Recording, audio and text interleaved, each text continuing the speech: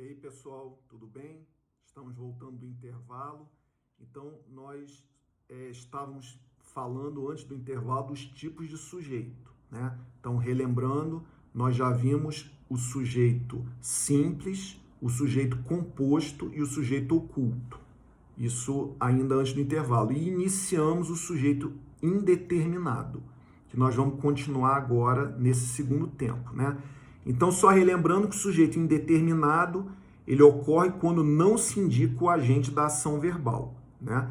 E aí, eu falei para vocês para terem cuidado e não confundirem o sujeito indeterminado com o sujeito oculto, que é um sujeito determinado, né?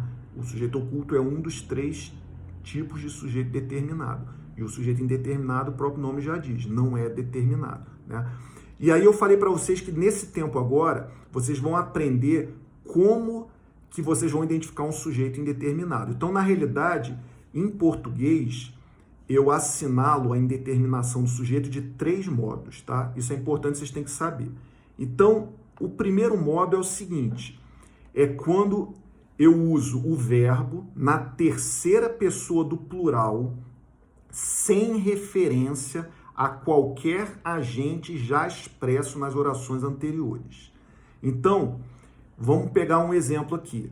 Bateram palmas no portãozinho da frente, né? Que é uma frase do Josué Guimarães. Então, vocês veem que o verbo bater aqui está conjugado na terceira pessoa do plural. Bateram, né? Mas quem bateu palmas? Não sei ou não quero dizer. Então, ele está indeterminado, tá certo? Só que observem que eu falei que usando-se o verbo na terceira pessoa do plural, e aí tem a continuação, sem referência a qualquer agente já expresso nas orações anteriores. Então, nesse caso aqui, vamos supor, nessa frase isolada, eu não consigo determinar quem foi. Mas, às vezes, num texto, uma frase, ela vem logo em seguida a uma outra que eu consigo determinar quem é. E aí ele deixa de ser indeterminado. Vou dar um exemplo para vocês, tá? Que é essa nossa observação 3. Quando o verbo está na terceira pessoa do plural, fazendo referência a qualquer agente já expresso nas orações anteriores, o sujeito ele é determinado, tá? Então, vou dar um exemplo para vocês. Vamos supor que num texto de vocês estão lendo lá num parágrafo, e aí vocês têm uma frase. João e José foram ao cinema, ponto. Compraram pipoca, ponto. Aqui, se vocês olhassem só o compraram pipoca solto, sem estar num contexto, seria indeterminado, porque quem comprou pipoca?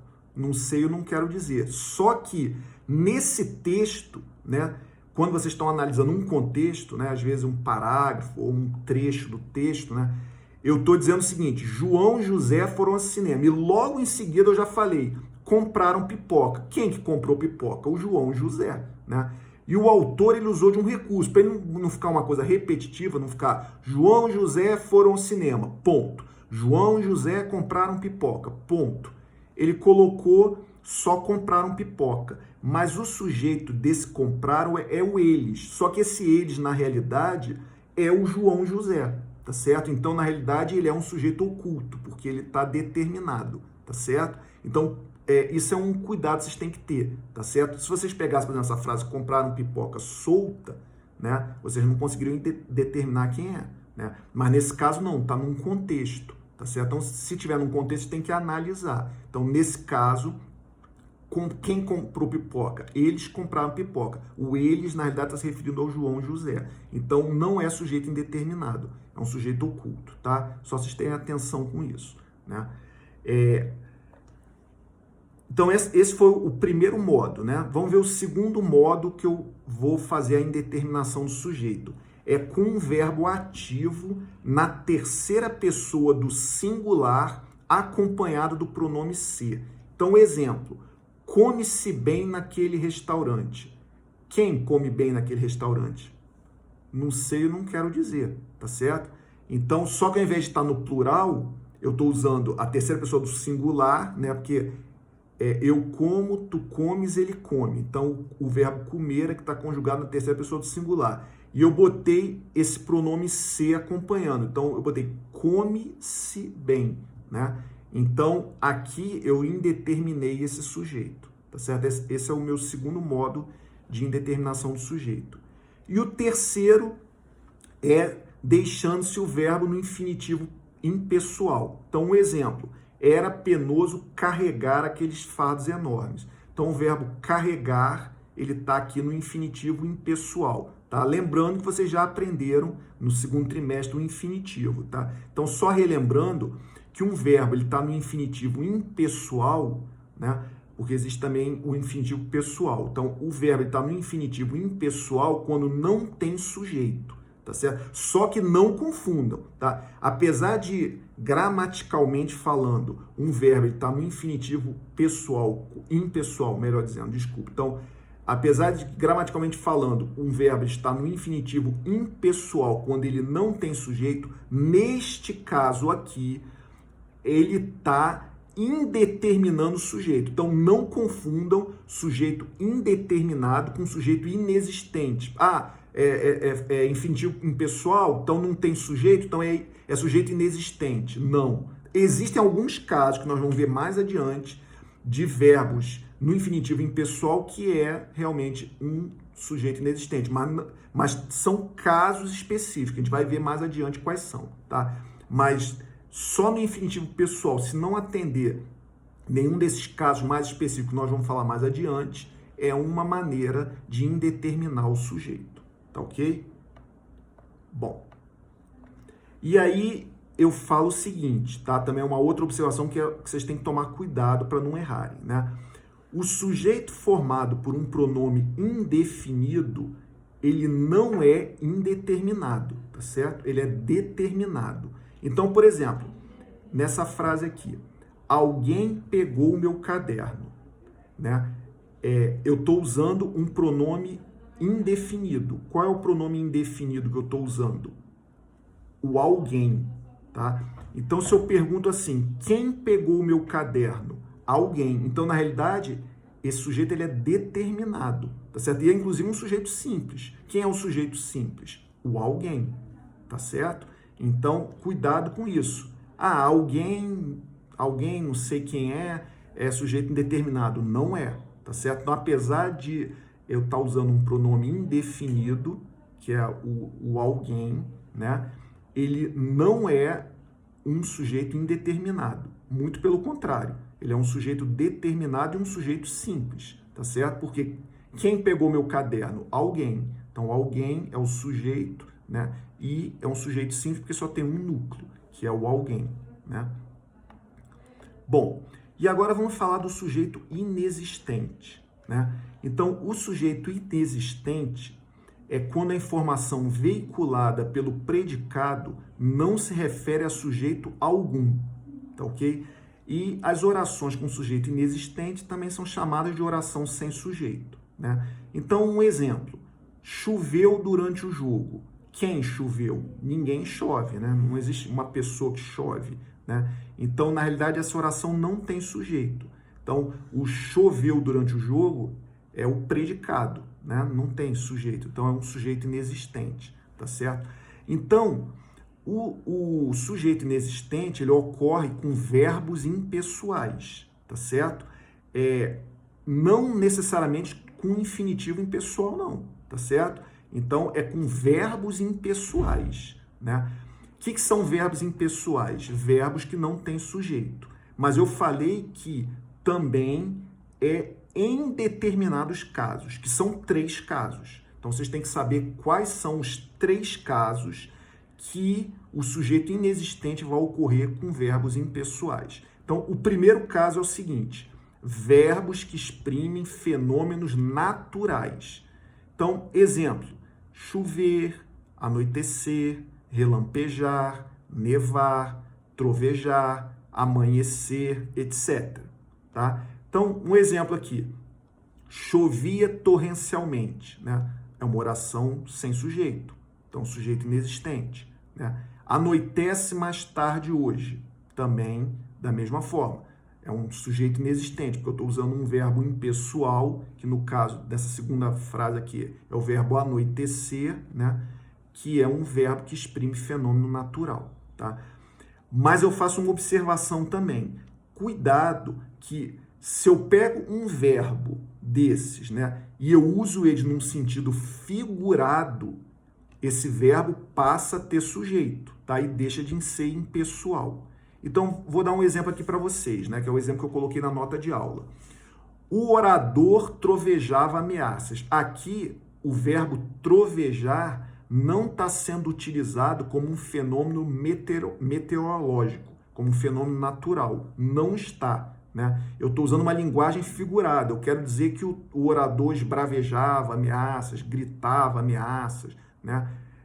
Então, na realidade, eu estou usando o verbo trovejar não no sentido original de fenômeno natural, mas eu estou utilizando uma linguagem figurada para ganhar um outro sentido, né? De não ser como um fenômeno da natureza, e sim da pessoa estar falando alto, estar esbravejando, né? Então, na realidade, apesar de o verbo exprimir fenômeno natural, neste caso, ele não está exprimindo um fenômeno natural. Então, ele deixa de ser uma oração sem sujeito. Então, aí eu vou perguntar, quem trovejava ameaças? O orador. Então, quem é o sujeito? O orador, né? Núcleo do sujeito, orador. Inclusive, é um sujeito simples, que só tem um núcleo, né? Então, o orador é o sujeito, núcleo do sujeito, orador, sujeito simples, tá? Então, cuidado que, normalmente, se o verbo estiver exprimindo um fenômeno natural, né, um verbo pessoal exprimindo um fenômeno natural, é sujeito inexistente.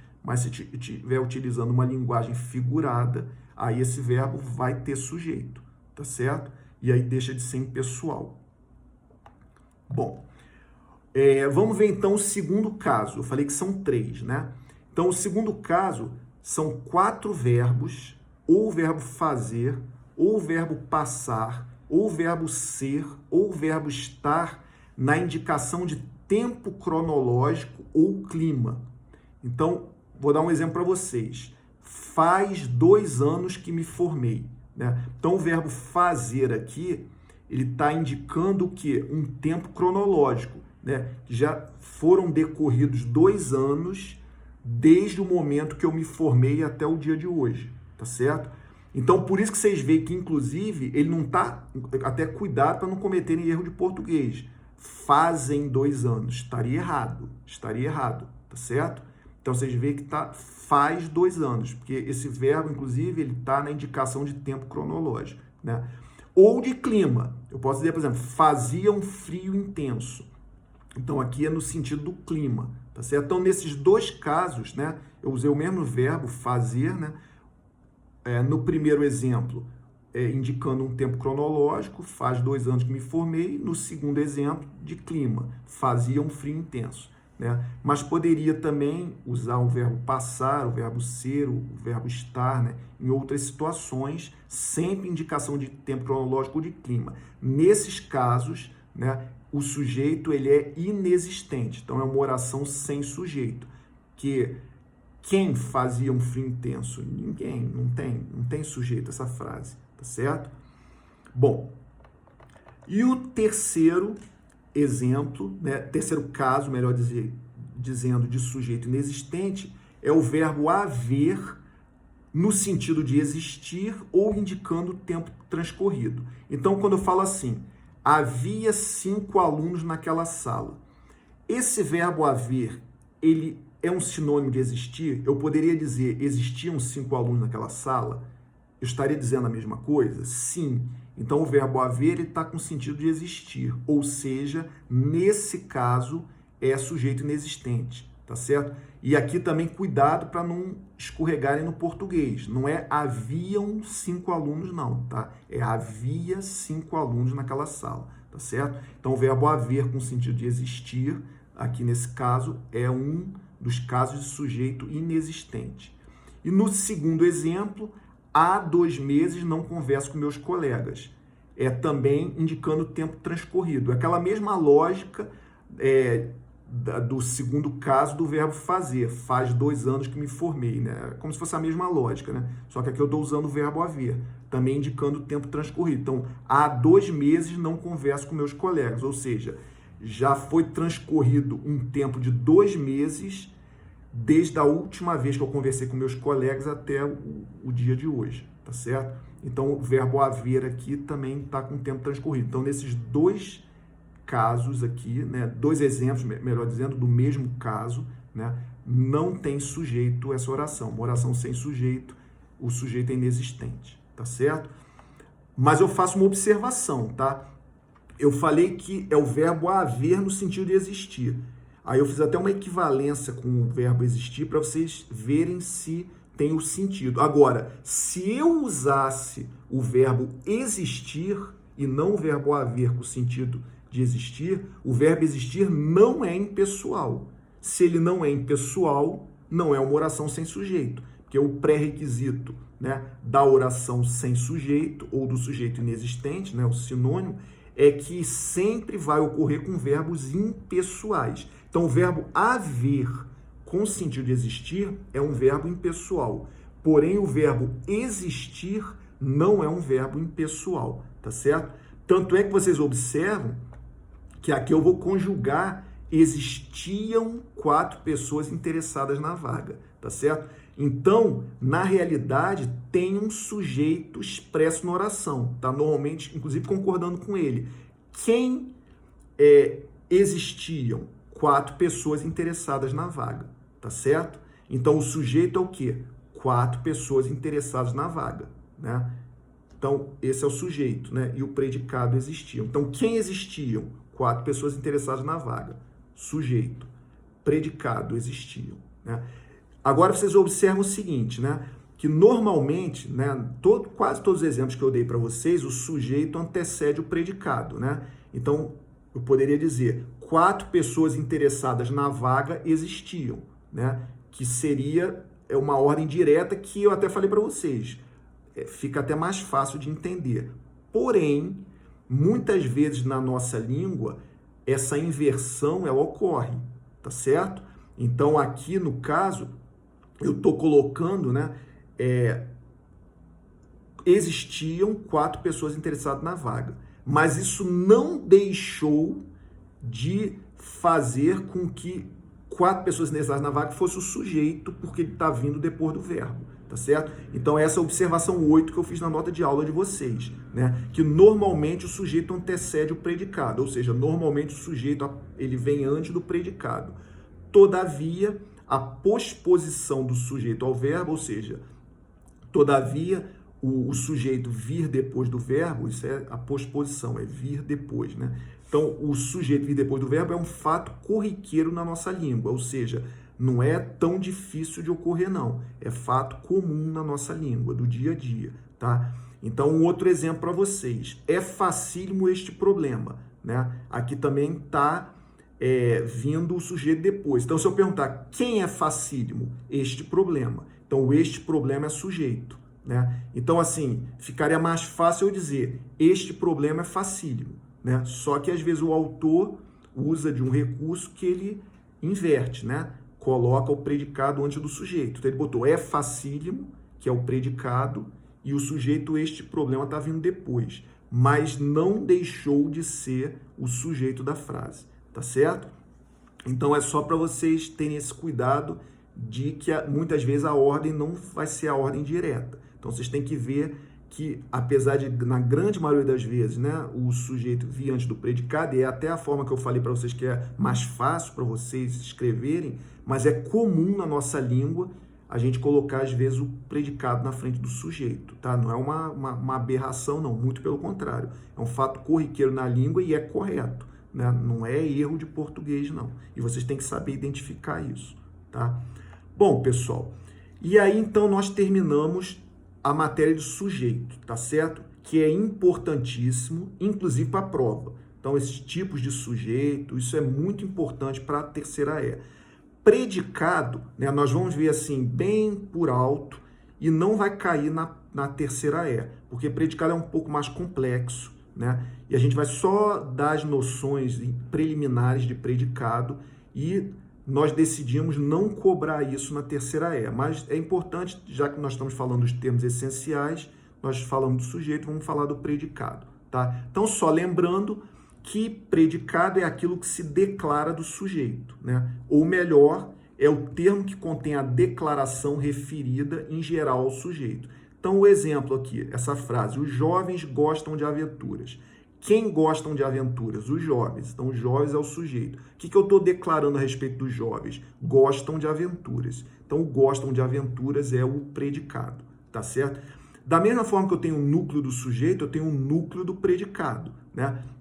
Então, o núcleo do predicado, a lógica é a mesma. Qual é o núcleo do predicado? É a palavra principal que encerra a essência da significação do predicado. Então, eu tenho que pegar o meu predicado e olhar a palavra principal do predicado. Então, aqui, os jovens gostam de aventuras. A palavra principal, se eu perguntasse, por exemplo, quem é o sujeito? Os jovens. Qual é o núcleo do sujeito? Jovens, né? O sujeito é os jovens, o núcleo do sujeito é jovens. Agora, qual é o predicado? Gostam de aventuras. Qual é o núcleo do predicado? Gostam. Só que o núcleo do predicado não é tão simples quanto o sujeito, porque nesse exemplo aqui, o núcleo do predicado foi um verbo, que seria um dos tipos, né, de predicado. A gente vai ver que é o predicado verbal, mas nem sempre é o verbo. Então, por isso que é um pouco mais complexo, tá? Então, existem 3 tipos de predicado, que é o predicado nominal, o predicado verbal e o predicado verbo nominal, tá certo? Bom, o que é o predicado nominal? Então, no predicado nominal, né, o próprio já fala, predicado nominal tem a ver com nome. Então, o núcleo do predicado é um nome. O que é nome? Ou é substantivo, ou é adjetivo, ou é pronome, tá certo? E esse nome, ele está ligado ao sujeito por um verbo de ligação. Então, vocês observam o seguinte, esse exemplo aqui, a ilha está deserta. Qual é o sujeito daqui? A ilha. Qual é o predicado? Está deserta. Esse exemplo é um exemplo de predicado nominal. Por quê? Porque o núcleo do predicado é a palavra deserta, tá certo? Como é que eu sei disso? Porque, na realidade, o está é um verbo de ligação, tá? E aí nós vimos os verbos no segundo trimestre, falamos dos verbos regulares, mas agora eu vou falar para vocês o que é um verbo de ligação, tá? O verbo de ligação, e alguns exemplos mais clássicos de verbo de ligação, é o verbo ser, o verbo estar, dentre outros, né? Esses verbos, eles são também chamados de verbos de estado. Por quê? Porque eles não expressam ações do sujeito, tá certo? Então, aqui, ó, a gente vê que, na realidade, a ilha está deserta. É um estado da ilha, né? A ilha, ela está deserta, tá certo? Então, o mais importante não é o verbo. Por quê? Porque o verbo é somente um verbo de ligação. O mais importante desse predicado, a essência do predicado, é o nome, né? Que vai ser o núcleo dele, que é o deserta, né? Então, por isso que é um predicado nominal. Por quê? Porque o núcleo dele é um nome, que é o deserta, né? E eu estou usando um verbo de ligação, que é o verbo estar, tá certo? E aí, só para também curiosidade para vocês, né? Que o núcleo do predicado nominal, ele chama-se predicativo do sujeito. Vocês vão aprender com mais detalhes no 8º ano, tá? Agora é só assim, a título de informação, né? Por quê? Porque atribui ao sujeito uma qualidade ou característica, né? Eu falei para vocês que existem os termos essenciais, os termos integrantes e os termos acessórios, né? Que nós vamos aprender no 7º ano, os termos essenciais. Os termos integrantes, eu só ia dar um exemplo, né? Só a título de curiosidade. Então, o predicativo do sujeito é um exemplo de um termo integrante da oração, tá certo? Mas é só curiosidade a título de conhecimento para vocês, tá? Isso não vai ser cobrado em prova, vocês vão aprender mais em detalhes aí no 8º ano, tá certo? Bom, vamos ver então agora o predicado verbal. Então, o predicado verbal, o seu núcleo é um verbo, né? Como o próprio nome já diz, predicado verbal.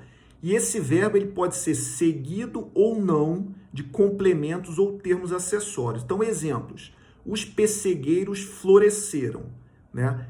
Aqui eu usei um verbo intransitivo, floresceram, né? O que é um verbo intransitivo? É um verbo que tem sentido completo. Ele não precisa de complemento para formar o predicado. Então, os pessegueiros floresceram, já está com sentido completo.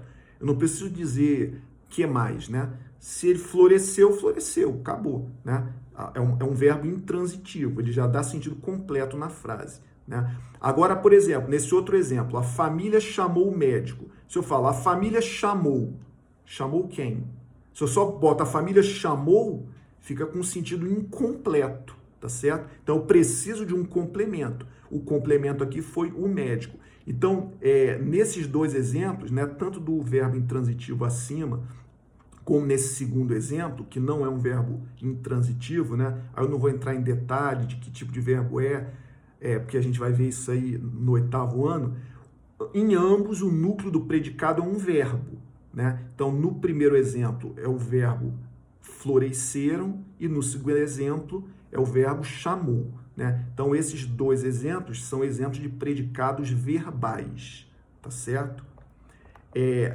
Só um detalhe também, né, que o predicado verbal com verbo intransitivo, eu falei que ele já tem sentido completo, só que ele pode ter a estrutura ampliada por termos acessórios, tá? Então, exemplo, eu poderia dizer somente os pessegueiros floresceram, mas eu posso complementar com um termo acessório. Então, eu posso dizer os pessegueiros floresceram no mês passado, tá certo? Então, ele não deixou de ser um verbo intransitivo, porque ele já tinha um sentido completo, só que eu utilizei um termo acessório para complementar. Então, só também a título de curiosidade, né, esses três termos aqui, no mês passado, essas três palavrinhas, na realidade, elas formam um adjunto adverbial.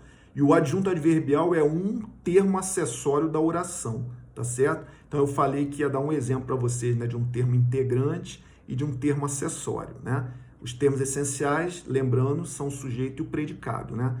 Então, termos integrantes, eu dei um exemplo para vocês, que é o predicativo do sujeito, e termo acessório, também um exemplo para vocês aqui, que é o adjunto adverbial. Mas isso só a título de curiosidade, tá certo? Vocês só vão aprender isso no 8º ano, né? E isso aí não vai ser cobrado esse ano de vocês, né? E por último, nós vamos ver o predicado verbo nominal. Por que ele tem esse nome verbo nominal? Porque ele tem dois núcleos, um verbo e um nome. Então, no predicado nominal, eu só tinha um núcleo, que era um nome. No predicado verbal, eu só tinha um núcleo, que era um verbo, né? No predicado verbo nominal, eu tenho dois núcleos significativos, ou seja, importantes, um verbo e um nome. Então, vamos dar um exemplo aqui de um predicado verbo nominal. O réu deixou a sala batido, né? Então, o predicado é deixou a sala batido, tá? Essa frase aqui, na realidade, se eu fosse botar essa frase completa, eu botaria assim, o réu deixou a sala e estava abatido, né? Só que para não botar essa frase grandona, ou o réu deixou a sala e o réu estava abatido, né? Ou o réu deixou a sala e estava abatido, eu simplifico, só falo o réu deixou a sala abatido, né? Que é uma maneira de simplificar a frase. Só que isso não fez com que deixasse de ter dois núcleos. Quais são os dois núcleos?